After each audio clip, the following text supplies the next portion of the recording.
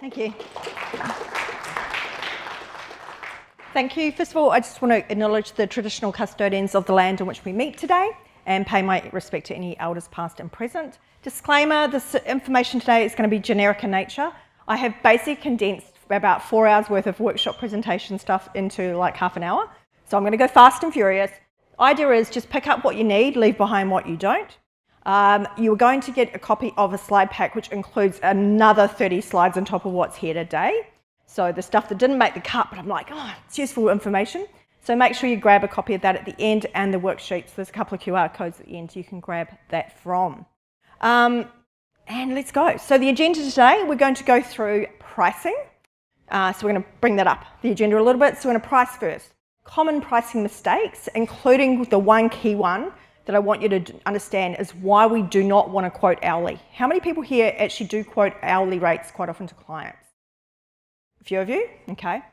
Packaging, so we're going to tell how we can turn that hourly rate into an actual package that we offer and get more money because of that, but also save your time as well. Protecting your piece is about boundaries, qualifying, quoting. That's a big one that people waste a lot of time and a lot of money on. And then we're also going to talk about some sample offers that maybe you could do that are more high ticket offers and then some low ticket offers. Now low ticket doesn't mean you can't earn any money out of it. So I'm going to show you a couple of examples where the people are making really good ping out of that. So I am Jane Tweedy. They're working with over 2,050 small business owners. They are one-on-ones, in addition to many, many thousands more through other training sessions and things like that. So the thing is, I've got a lot of intel from small business owners. And the reason I started speaking at WordCamps and things was because I wanted to get in front of people that are business owners themselves and can benefit from things, but also that I can share that knowledge I have of your clients as well as my clients. So there's a thing I've coined at the moment called Master Your Business or Master Your Marketing and various other masters, but they all start with this whole concept. Most people jump straight to tactics, right? Oh, I need a website. Well, that's a tactic. But what about the mindset first? Okay, so do you know, are you confident to put yourself out there? So a lot of people put wishy-washy content on their website because they're not prepared to actually sell themselves. So be strong enough in that. So this bonus slides, there's some stuff about that if you've got an issue. The aim, what is your goal? What is your purpose? Always, always, we need to know where we're going. Otherwise, how do you know when you got there? You know, have you gone the right path or are you going on tangents that are not serving you? Then the strategy, how we're going to take the strategy to get to the goal. The tactics and techniques you're going to use along the way. Then the execution, because we could have chose the right tactic, but execute it poorly. You know, we've all seen the nailed it cakes and things, and they don't work. And then review and reflect and make change. So today we're focusing more on the strategy tactic piece, but understand we always want to look at this in a holistic space. So why do packaging and pricing matter in the first place? And I'm going to ask you at the end of this little screen to put your hand up if any of these apply to you. Now, custom work, and there was an interesting talk on that yesterday, but custom work can be a bit chaotic. It can be very hard to price. You can get ghosted by your clients. You can have very late nights. The client might hate what you deliver. If you're not doing the mini yeses that Corey just talked about, then maybe you're waiting for the big reveal. The big reveal, they could go, not what I expected, right? Drama, drama, drama. How and when do we quote? Okay, how much do I include? How much do I let them know? How much do I break it down? What about estimating your time, particularly if you're doing custom? How do you know that you've estimated the right amount of time to do something? If it's something brand new, then you don't really know how long it's going to take you to create. So, we guess, but then do we charge for the time we spent playing around to get to the actual solution? What about caving to the client's price? Oh, and I can't afford $3,000. Well, you do it for $2,500. How many of you go, yeah, okay, I need the work? What about scope creep? You've agreed this many pages and now they want to add 10 more. Oh, yeah, no problems, we'll just do that. What about, are you feeling like you're making money or are you actually just making work for yourself? And are you starting to burn out? How many people relate to anything on that slide? Pretty much all of you, right? Which means you're in the right spot. So let's look at how we could fix this. So without packaging things together, you have to make single sales. So everything is like one item, one packaging, or one service, one rapport, one payment. But if we start to package things together, Then when it comes to services, we offer, say, 3 services, 1 rapport, 1 payment. So we're actually making things faster, and obviously 1 lot of marketing as well. So an example here in, say, beauty, is a beautician could offer a facial. But while the facial is being done, because the client's already paid for that time and it's sitting on their face, they could get a hand massage, no extra time, but you can charge them extra because it's an extra service. They could get a moisturiser, and let's face it, products we're only paying a part of that fee for. So it's a similar time investment, but you're getting a much greater money return for your time. So what about a web designer? Okay, we can offer a website, but we could also offer them white label hosting. So it doesn't cost us more time because the host itself is going to do the support, but we can clip the ticket on the way through. We can be an affiliate for premium plugins and themes and things like that. We can create a handover database. So when the client at 3 a.m. is trying to load a blog to their website, they're not going, "Hey, Belinda, how do I load that blog on my website?" They don't need to do that because they can just go into their little database and go, "Oh, that's how I do it again." So it's a helpful thing for them to have. But also, if somebody does ring you with those type of questions, how many of you are answering them and walking through and talking them through it? Hands up? A number of you, right? Are you charging for that time? No, because you've already delivered it. You've already got your payment. That time is just wasted, it's wasted time. So the other thing you could do is do one thing that does have a little bit more time, which is give something like a monthly VIP type call, where you say, I'm going to do like a 1-hour Q&A hot seat for all my customers. They can flick through questions, because you can guarantee if one customer's got that question, 3 or 4 others probably do too. So what about being profitable and peaceful? We can package it together so we can stop reinventing the wheel, and remember that one-offs are a lot of work. Okay, so every time I've got to, how do I do this? Then we've got to start from scratch, and it's taking a lot of time and energy. Where if it's repetitive, we can get it done quicker, easier. Price it is earning what you're worth and making sure you're charging for things like that time, that experimentation time. And protecting your peace, having the systems and the boundaries to make it all work together. So let's look first at the pricing, charging your worth. So a lack of self-worth. If you're new to the industry, right? Now there's very difference between new to the industry and new to the business. And I see this happen a lot. Somebody might be 10 years working for somebody else. They go out on their own and they suddenly think, oh, I'm new, I have to charge a pittance. But the reality is you have got that expertise and experience, okay? But you've also got to understand what the acceptable price range is, and we'll look at that, the whole Goldilocks idea. Then we're going to look at that you've got to review your prices regularly, and you've got to make moves if they're not right. And if you are going to do a launch special just to build your portfolio, please make sure it's crystal clear the discount you're giving your client, so that they know if they refer somebody, for instance, that they're going to not get that same launch special price. And do not overly undercut your industry. That's a really dangerous thing to do, and it's not good form. Just because you're semi-retired and you don't need to charge, you're affecting somebody else that does need to charge and make a living. Okay, so don't screw the industry just because you're trying to do the right thing. So also understand every client that you work with has a different appetite. So they have a different problem, a different time frame, and a different risk structure. And we'll look at this soon. But each client values your time and things differently. So for instance, I can come to WordCamp and speak for free in exchange for a ticket, or I can go to a corporate and for the same type of thing, I could be paid potentially $10,000. And you've got to weigh that up. But will I enjoy that, or will I enjoy this? Will I be able to get more clients out of that? No. But will I get more clients out of this? Yes. So you've got to weigh it all up. You've got to think about things like your social proof, your awards, your reputation. That enables you to potentially charge more money. Now, small business versus corporate. Often less overheads in our small business, but there's more than most of you think. There is no economies of scale in small business. We pay, retail rates pretty much for everything. But the biggest issue we have in small business is we very rarely charge the actual direct cost of the service or a product, let alone all the indirect costs, the labour and the profit.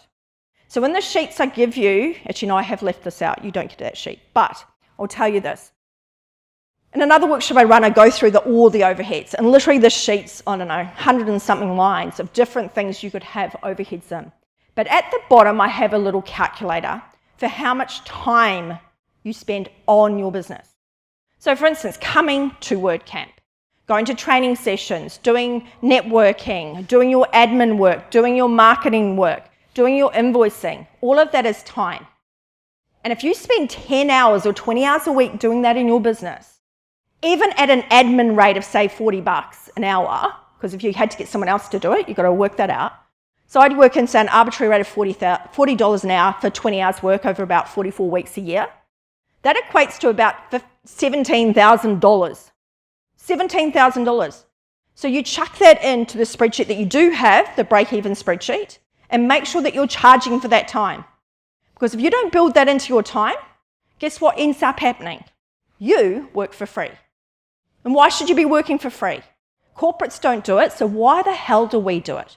Why do you look at a project and go, that's going to take 10 hours, client won't pay that, I'm just going to charge them for 8. You're already 2 hours behind before you even started. And how many of you do you actually only spend 10 hours delivering that project? Come on, you don't. We know you don't. Everyone goes overtime. So the often thing with small businesses, they don't realise that they're mispricing until they have to actually start paying for things. So you outsource your admin and you go, oh, if I outsource my admin, where does that money come from? Oh, it comes from my money. So that becomes the problem. So who pays for that admin? Who pays for that rent? Okay, we start thinking about it when we pay it to somebody else, but we forget about it when it's just us. So you've got to remember your labour, not just for delivering the service, but also for running your business. The direct costs of delivering that service, plus the overheads to run your business, plus profit. You can't make profit if you don't actually charge for it. Might sound silly, but almost no small businesses actually charge a profit number in there. So remember your quoting time, your admin time, your taxes and all that. That all has to be taken into account when we're calculating our prices.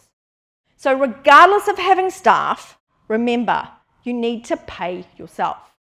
It's really important. And even if you're just starting out and you can't actually physically afford to pay yourself, work out the amount that you should have paid yourself into your hourly rate. Can't stress that enough. Now, hourly rates, we need to calculate them, but as I said earlier, we don't want to really disclose them to the client where we can avoid it. The reason for this is a number of things, but hourly rates draw comparison. So if you're going to charge someone $100 an hour and they earn $30 an hour in their day job, they compare the two and they think, why are you getting 100? I get 30. But the reality is they get paid for every single hour they're at work. We don't get paid for every single hour we're at work, okay? So their hour of time might be multiple hours. It also penalises us for efficiency and expertise. Why should we be penalised for that? And I'll show you very soon, and I really hope that one really sinks in your minds. And instead, what we need to do is explain our service and include those value-add offers. Because what we don't want someone to do is go, right, you're quoting me for a website. A website's basically service-based, and maybe they've paid extra for the hosting and everything, so they've bought everything. So literally it's just your labour cost.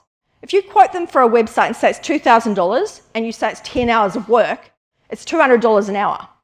But if you add other stuff into that package, it's not as easy for them to now go, oh, that divided by that equals that. We don't want them doing that because then in their minds, they're finding us to be expensive when we all know as small business owners, hell no, we work for free a lot of the time.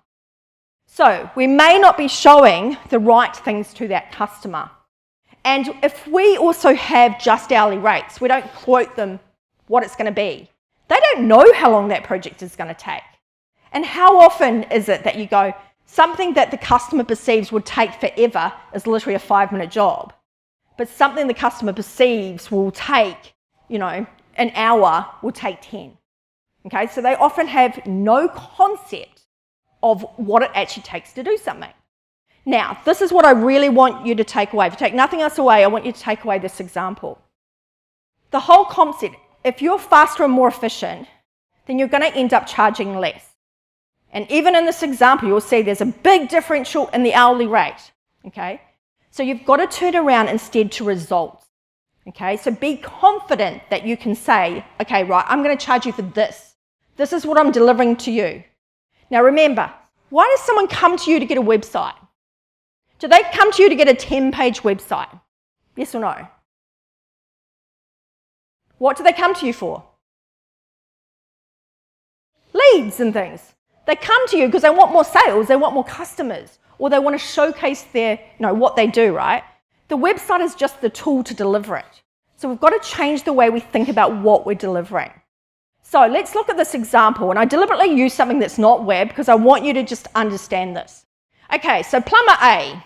Plumber A charges $90 an hour. Plumber B charges $150 an hour. Let's be honest. Who's going to pick plumber A? Come on, be honest. I would defy that almost everyone in this room, if you don't know the person, is going to pick plumber A. Because $60 more an hour, that's a lot. But what happens? Plumber A wins the job, as expected. Plumber A, messy, rude, obnoxious, he's slow. He has no idea really what he's doing, and he takes 2 hours to do the job, so he charges $180. Plumber B comes along, it's a bit hot, and that helps too. He's clean, he's polite, he's friendly, he's fast, and he's an expert. Takes him 1 hour to do the job, and he charges $150. Which plumber would you prefer to have done the work? B, in every single thing, except for the one thing that Lincoln made himself judged on. So plumber B is by far the better deal in every single respect. Plumber B doesn't win the job. That horrible plumber A wins the job. This is why, if you don't take anything else away, I really want you to understand that, because it sucks. Why should that crappy plumber be getting the work? Okay? Why is that bad website person getting the work? Okay, so we've got to think, how can we mix this up? There's a video you can watch about designing services by Chris Do, and I've put there the 4 key time frames in there. One is about pricing the value to the client, not the job. So for instance, the Nike swoosh logo, to be honest, it was only like a $30 logo back in the day. But if they were going to go, we don't want the swoosh anymore and we're going to change it, would they pay $30 for a logo now? Clearly not, because every single thing is going to change for them. Every building, every shoe, every piece of clothing, everything they do. It is such a big thing that is worth millions and millions and millions of dollars, right? So this is what we're going to understand. Every client is different. But I will let you on a little secret. I know people that do design work and stuff for Ferrari in a little garage out of the hills in Sydney. But he can never tell clients that he does it, because they don't want people to know that they pay someone in a garage in Sydney to do work for them. Social proof, being the least risky option, being an expert, all help you to get more money. And also think about things like, are you offering them guarantees or return on investment? The acceptable price range, there is a top and a bottom here. So you've got to go, where is my quality fit in this? So if I'm low quality, then I'm probably going to be low price. If I'm high quality, I'm typically high price. You need to fit in the acceptable range. The example on the side there, 200 blogs for $500, and this was before AI, I might add. You're going, seriously, what quality am I getting when at the time people were charging $500 for a single blog?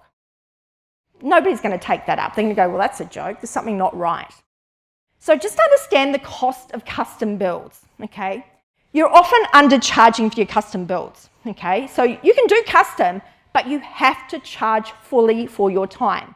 And yes, that means include your experiments. You're playing around, trying to work something out. You have to be confident that you can charge that even though it's not on the final site.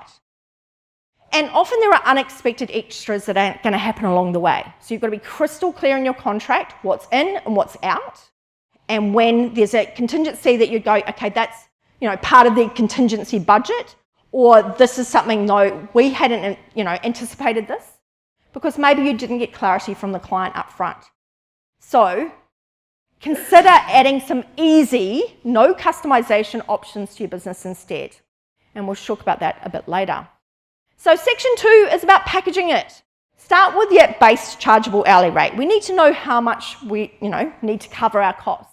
But then we need to put it together with other things. So packaging, as we said, custom can be a bit of chaos. We can have scope creep, unclear expectations, and the clients definitely want some clarity as well.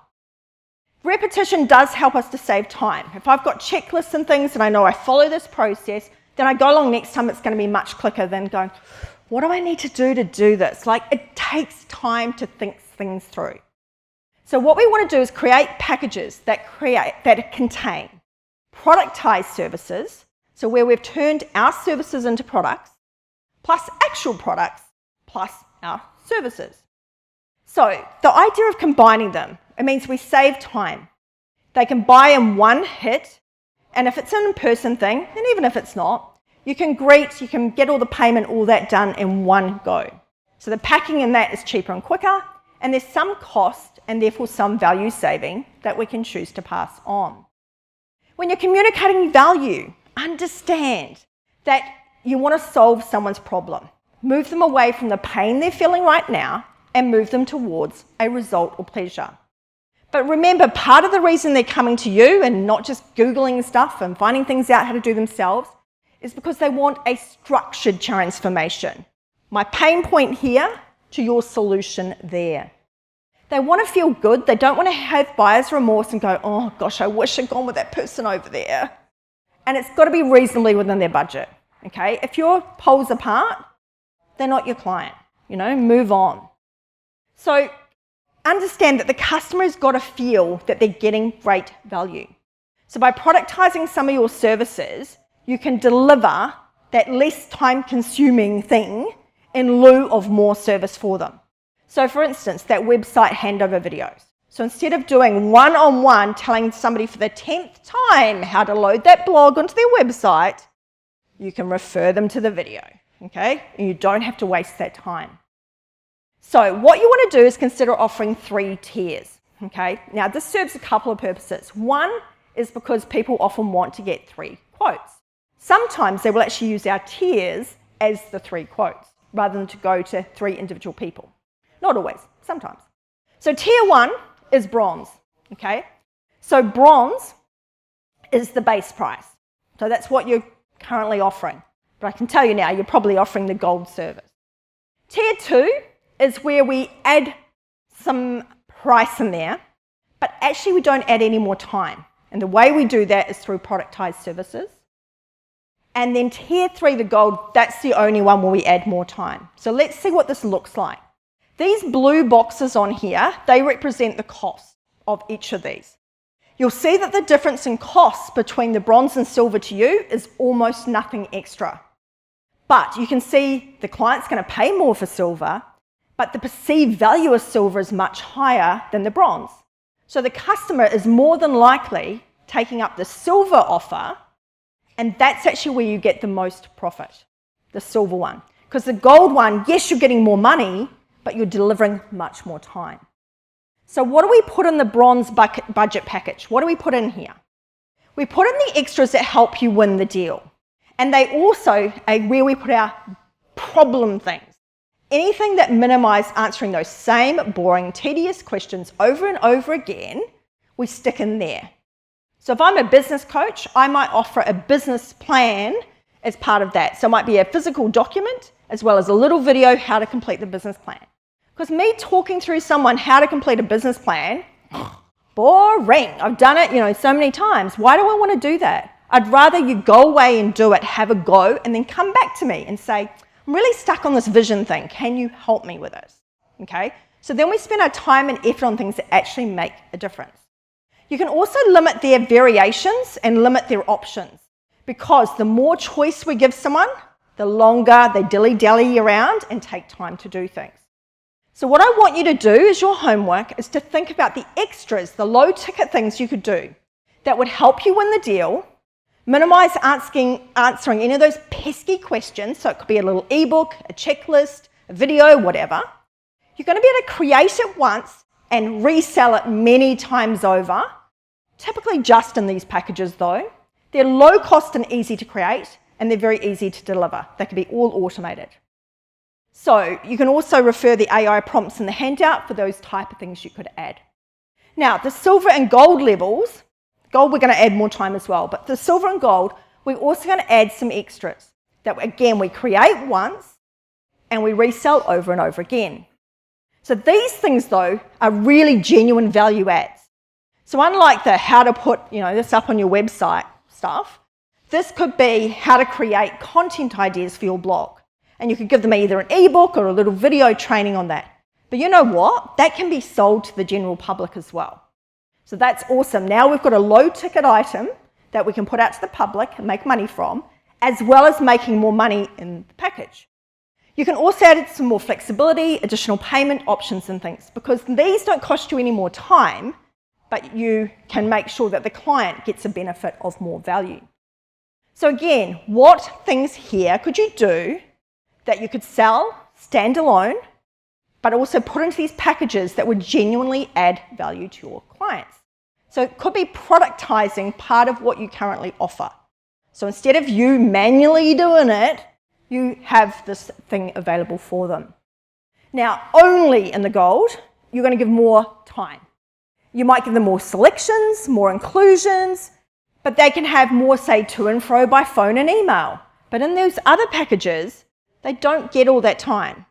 It's a bit like an accountant who says, you only get this amount of time, otherwise every email you send me, I'm charging you 15 minutes.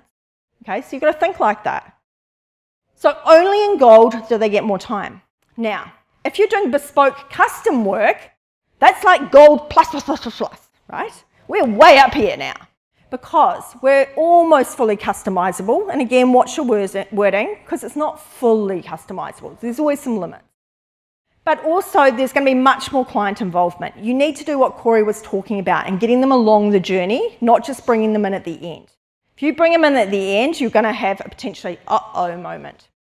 And there's going to be a lot more to and fro, so there's a lot more design meetings, which is a lot more cost. So it's way more time.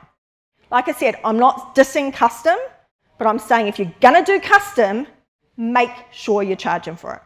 And I can guarantee you most people don't charge properly. Number 3, protect your peace. First of all, are they really our client? Now, just remember though, people see things differently. We all think differently. I do whole brain thinking, and in that we teach you that even the top most common profile, only one person in 5 thinks like you do. So in other words, with 5 people, you're the only person that thinks like you do. Let that sink in. You need to change the way you approach things. So some people see things in context. So if you look at that picture there and I asked you what one word would you say about it, some would go happy because they just look at the little baby's face. Some would go multitasking. A photographer might go, oh, a bit messy, there's a bit of clutter there. And somebody that's been in that situation goes stress. It might trigger trauma, right? How we see things is very different, yet it's exactly the same picture. And that's what people see when they see websites and things. They see different things. Some people look for the match, some people look for the mismatch. Some people look for the detail, some people look for the big picture. Some are more feeling-oriented, some are rational, some are introverted, energy from themselves, some are extroverted, energy from others. Some people externally validate, so they have to go and ask their friend, their mother, their partner for validation, whereas others will go, stuff them, I'm doing what I want to do. We're all different. So you've got to get on the same page with your client. You've got to understand, you and them could be on different pages, even though you think you're looking at the same thing. So your service agreements and your contracts are absolutely necessary to have a peaceful existence. Also understand the objections. There's 3 main categories: no time, no money, and no interest. So no time is a pretty easy one to work out. If they say they can't meet with you tomorrow, say, oh, how about Wednesday at 2 p.m. So you can easily work that out. And they go, no, they're really just fobbing you off. So no money. If they genuinely can't afford it, they're not your client. Move on and find somebody that does. And if they have no interest, it could be because of a bad past experience, or it just could be you haven't communicated your value very well. Quoting is one of the biggest things that kill your business. You must build your quoting cost into your price. And so many people say, but we can't charge for quoting. But you have to build it into the price. You might not go, $100 to do a quote, but you build it in. So say if it was $100 to do the quote, and you're only getting one conversion in 5, you would effectively have to add $500 to the price of the next job. So obviously one of the things we want to do is improve your conversions and quoting time. So cut that down. So it's not 1 in 5, because if it becomes 1 in 3, then it's $300 a quote. If it's down to 1 in 2, you're down to $200. If we then improve the process, it could be down to $100. Okay, so always think about that. Remember, rejection hurts, but remember you are going to get rejected. If you're offering something that's reasonably expensive in the scheme of things, right? Then remember, when you go to do something, do you go to one person and get a quote? No, you also go to 3 people and get a quote. Quite normal. So it's a numbers game. So if you get 3 quotes for other things, then maybe your clients do too. So to minimise your quote cost, don't go on site, don't do in-person visits unless you're blinking sure they're a really good ideal client. Small jobs, do a flat fee type structure. Make sure you've got a calculation sheet so that you don't leave out key parts of the process.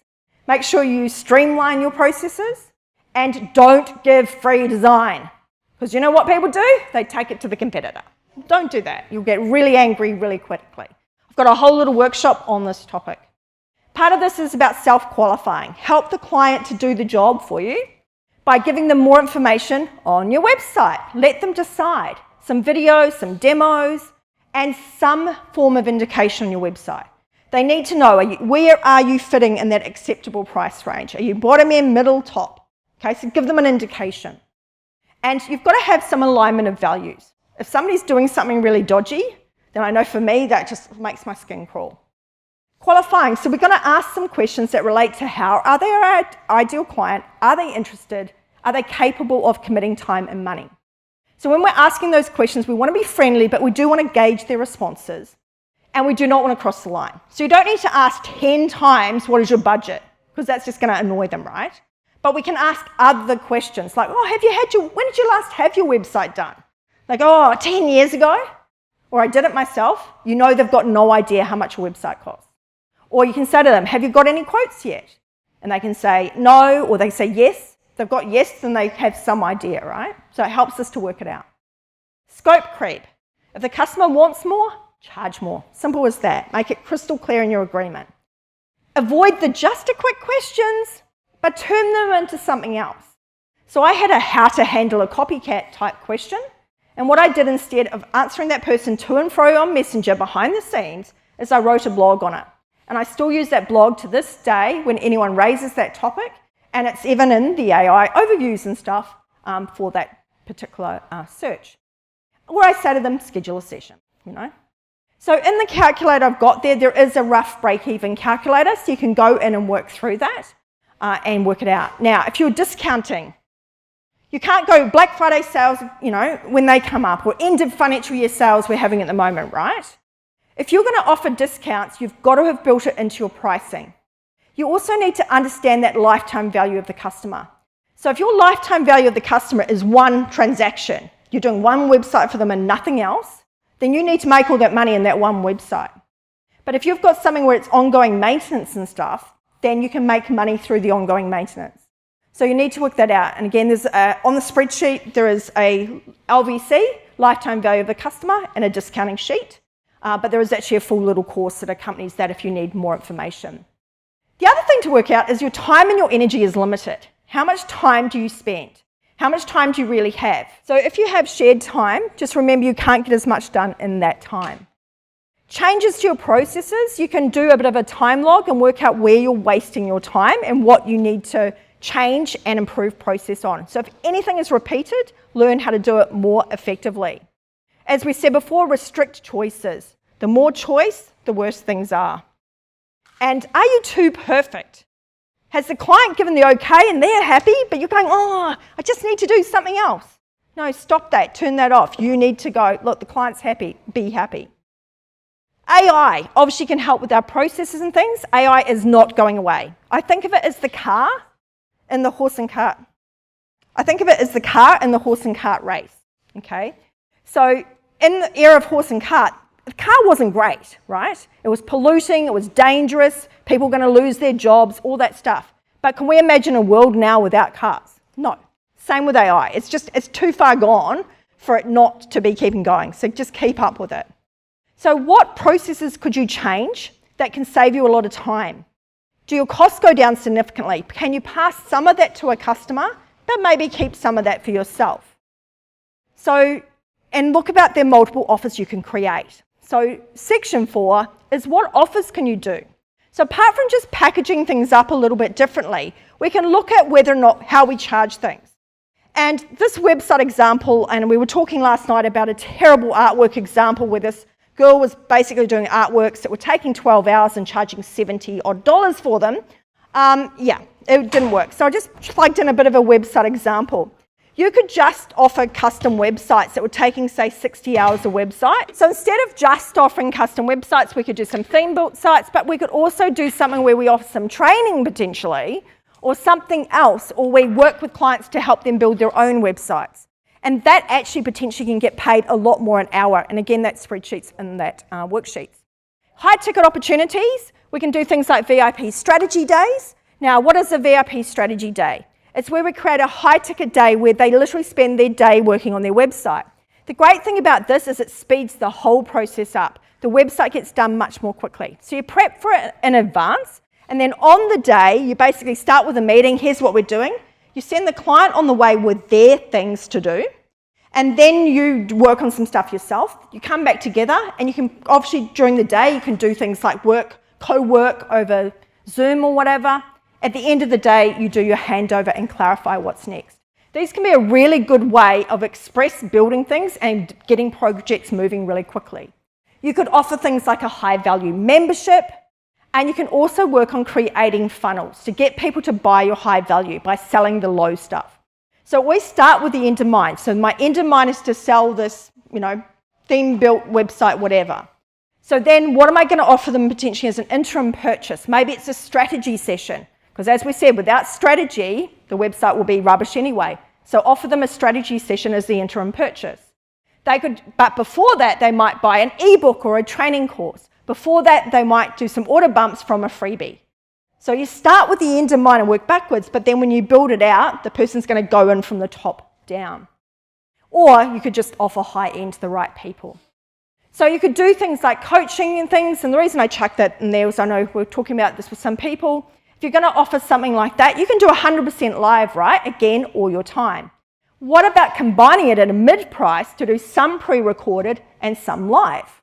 So factual stuff, and that's on the pre-record, and then the stuff that they need to talk it through with you, that's on the live. Then you can offer things like low ticket. Low ticket doesn't mean you're not making money. So Elise Dahmer here in this example, from a US $27 product, she was making $40,000 a month from a business that was about to go bust. So Tracy Vertigo's art, she made $1 million in a year, again, primarily selling a $27 product. But she spent $600,000 on Facebook ads. So always be mindful of those revenue lines. You can do things like sell a course on Udemy. This is the top selling course on Udemy, which is a marketplace for courses. And this particular course is making a killing. Basically, over its lifetime, its revenue to Udemy is at least $19 million. That's assuming selling it at 10. And that's not the 150 that they sometimes try and charge for it, right? So that maker of that course has made at least $6 million from just selling courses on Udemy, and that's calculated at a $10 price tag. So, Etsy digital downloads. What could you create that you could chuck up on Etsy? Easy, there's plenty of things you guys could do. This lady, I just happened to have followed her over the years. I stumbled across her years ago. She is making a couple of $100,000 or $100,000 a year kind of thing on Etsy selling stuff. That's pretty good as an extra, right? If you're concerned that your low ticket item might cannibalize your high ticket offer, be very, very clear. Low ticket is low touch. High ticket, high touch. Be crystal clear in your communication and understand the growth mindset. If you don't offer that cheap thing, somebody else is offering it and you're just missing out on it. So think about grabbing that. So your next steps, here's a QR code to sign up to the slides and all the bonus slides, and also that worksheet. So the worksheet goes through all the pricing options, etc. And yeah, you can work it all through there. I'm going to show it again in a second.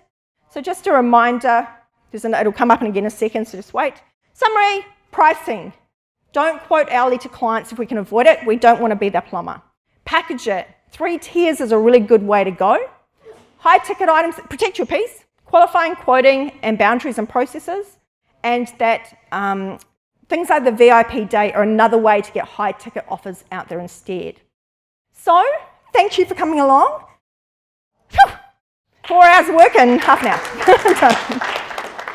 So I know we've only got a minute for questions, but yeah.